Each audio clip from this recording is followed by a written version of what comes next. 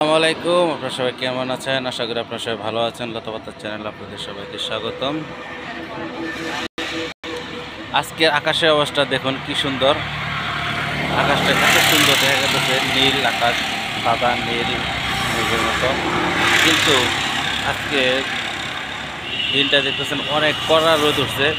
এক সপ্তাহ যে বৃষ্টি হয়েছে, সেই বৃষ্টির যতগুলো জিনিসপত্র ভিজে গেছে মনে হয় না আজকে থাকবে, সব শুকিয়ে একবারে মশমশা হয়ে যাবে। দেখেন কি পরিমাণ কড়া রোদ, এতটা কড়া রোদ উঠছে যা কল্পনা করা যায় না। মনে হয় এই কদিনের ভিতরে এরকম কোনো এই মাসের ভিতরে এরকম কড়া রোদ কখনো উঠে নাই। তো আজকে উঠছে খুবই কড়া রোদ। দেখেন রাস্তাঘাটে কি অবস্থা, বের হওয়া যাচ্ছে না, এতটাই গরম।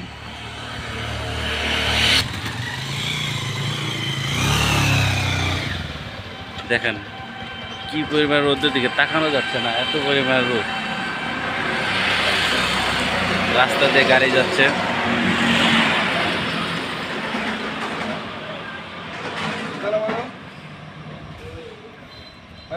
আমি রাস্তা দিয়ে হাঁটতেছিলাম, তখন ভাবলাম যে এটাকে একটু ক্যামেরা বন্দি করি।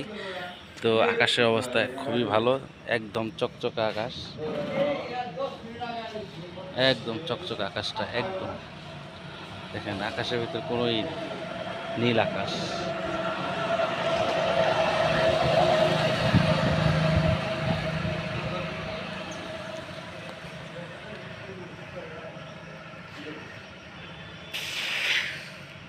খুবই কষ্ট হচ্ছে এখানে হাইটা যেতে।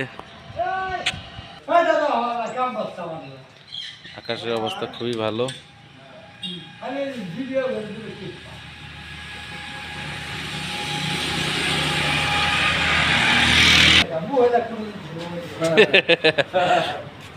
মহিলা নেই তো খেলা, মহিলা যদি আসামি থাকে তাহলে মহিলা তো নিয়ে যেতেই হবে, বুঝো না?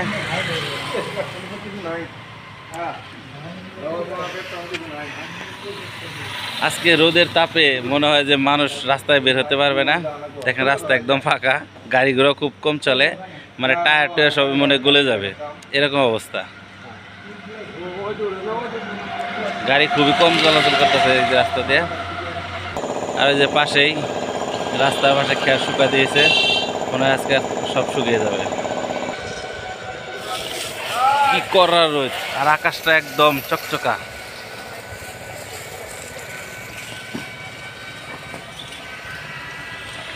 গাছের নিচে দাঁড়িয়ে নিলাম, অনেক দূর থেকে চলে আসলাম হেঁটে হেঁটে। আকাশ একদম চকচকা, রোদে এতটা পাওয়ার কল্পনা করা যায় না।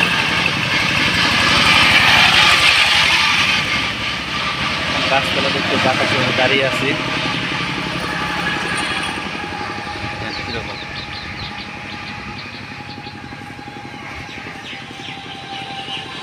রোদ্রের দিকে তাকানো যাচ্ছে না।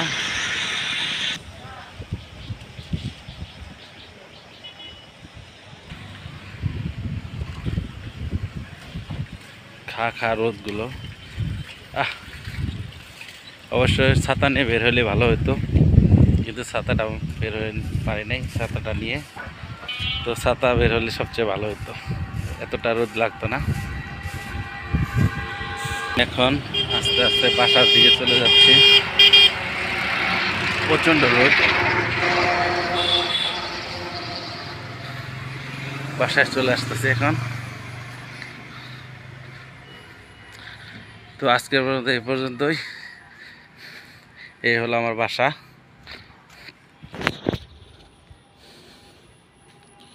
তো আজকের পর্যন্ত এই পর্যন্তই। সে পর্যন্ত আপনারা ভালো থাকবেন, সুস্থ থাকবেন। নতুন কোনো ভিডিও নিয়ে আপনাদের মাঝে হাজির হব। আল্লাহ হাফেজ।